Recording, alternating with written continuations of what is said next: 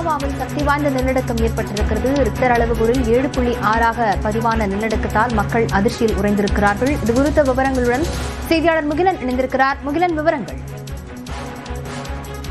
லாவண்யா, இன்று அதாவது சரியாக ஒரு மணி நேரம் முன்பாக 7.6 ரிக்டர் அளவுகோலில் வட கிழக்கு பகுதி, ஜப்பானின் வடகிழக்கு பகுதியில் ஒரு சக்தி வாய்ந்த நிலநடுக்கம் ஏற்பட்டிருக்கிறது. இது ஜப்பானின் பெரும் பகுதியை உலுக்கியது என்றே நாம் சொல்ல வேண்டும். தற்போது சுனாமி எச்சரிக்கையும் வழங்கப்பட்டிருக்கிறது. குறிப்பாக மத்திய ஜப்பான் பகுதி மற்றும் வடகிழக்கு ஜப்பான் பகுதிகளில் சுனாமி எச்சரிக்கையானது வழங்கப்பட்டிருக்கிறது. மக்கள் பாதுகாப்பான இடத்திற்கு உடனடியாக செல்ல வேண்டும் என்றும் தற்போது எச்சரிக்கையானது வழங்கப்பட்டிருக்கிறது. அதாவது ஒவ்வொரு முறையும் இது போன்ற சக்தி வாய்ந்த நிலநடுக்கங்கள் நடக்கும் போது ஆஃப்டர் குவாக்ஸ் என்று சொல்வார்கள். அந்த பெரிய நிலநடுக்கத்தை தொடர்ந்து சிறிய அளவில் நிலநடுக்கங்கள் தொடர்ந்து வந்து கொண்டே இருக்கும். தற்போது அவ்வாறு இந்த ஆஃப்டர் குவாக்ஸும் ஜப்பான் பகுதியில் தற்போது பதிவு செய்யப்பட்டு வருவதையும் நம்மால் பார்க்க முடிகிறது. நான் ஏற்கனவே கூறியது போல வடகிழக்கு மற்றும் மத்திய கடலோர பகுதிகளில் ஏற்கனவே சுனாமி அலைகள் சுமார் ஒரு 40 சென்டிமீட்டர் வரை இந்த சுனாமி அலைகள் தற்போது கரையை தாக்க தொடங்கி இருப்பதாகவும் தகவல் வெளியாகிருக்கிறது.